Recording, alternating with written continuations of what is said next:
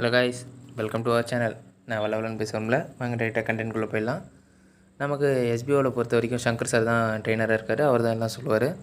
அவர் சொன்ன மாதிரியே இப்போ நமக்கு அந்த பிளான்ஸ் 3 பிளான்ஸ் லான்ச் ஆக போகுது. என்னடா லான்ச் ஆக போகுதுன்னு கேட்டிங்கன்னா, ஆமாம் லான்ச் ஆக போகுது. Digital content writer, digital influencer, microtask worker, இதெல்லாம் லான்ச் ஆக போகுது.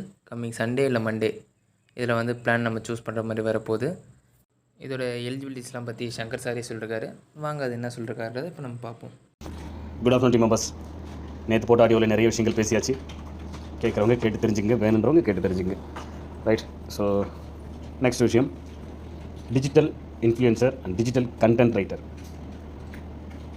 டிஜிட்டல் கண்டென்ட் ரைட்டருக்கான எலிஜிபிலிட்டி அவங்கக்கிட்ட கண்டிப்பாக லேப்டாப் பிசி கம்ப்யூட்டர் இருக்கணும். சரிங்களா? பர்சனல் கம்ப்யூட்டர் தான் பிசின்னு சொல்கிறோம் இல்லையா? ரைட். ஸோ அது இருக்கணும் எலிஜிபிலிட்டி. ரைட்.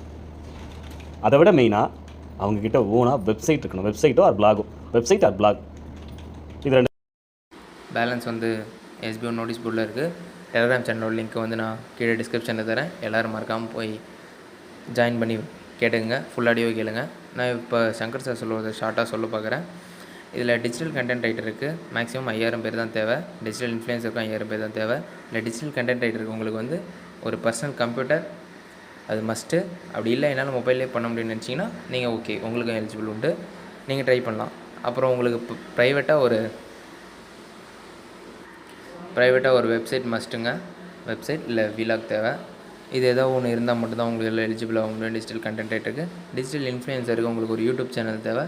இல்லை இன்ஸ்டாகிராமில் பிஸ்னஸ் அக்கௌண்ட் இருக்குன்னு நினச்சிங்கன்னா அதுவும் ஓகே தான். இல்லை ஃபேஸ்புக் அக்கௌண்ட் இருக்குது, ஏதோ இருந்தாலும் ஓகே தாங்க. இதில் எது வேணாலும் இருந்தால் ஓகே. ஏதோ ஒன்று மட்டும் தான் மஸ்ட்டு. ஆன்சருக்கு நிறையா சொல்லியிருக்காரு அவர். ஸோ எல்லாருமே மஸ்ட்டு எஸ்பிஓ நோட்டீஸ் போர்டில் சேர்ந்து அவர் சொன்ன ஆடியோலாம் கேளுங்க. இந்த வீடியோ உங்களுக்கு பிடிச்சிருந்துச்சுன்னா லைக் பண்ணுங்கள், ஷேர் பண்ணுங்கள், சப்ஸ்கிரைப் பண்ணுங்கள். நெக்ஸ்ட் வீடியோவில் உங்களுக்கு பார்க்குறேன். Tata, bye bye, see you.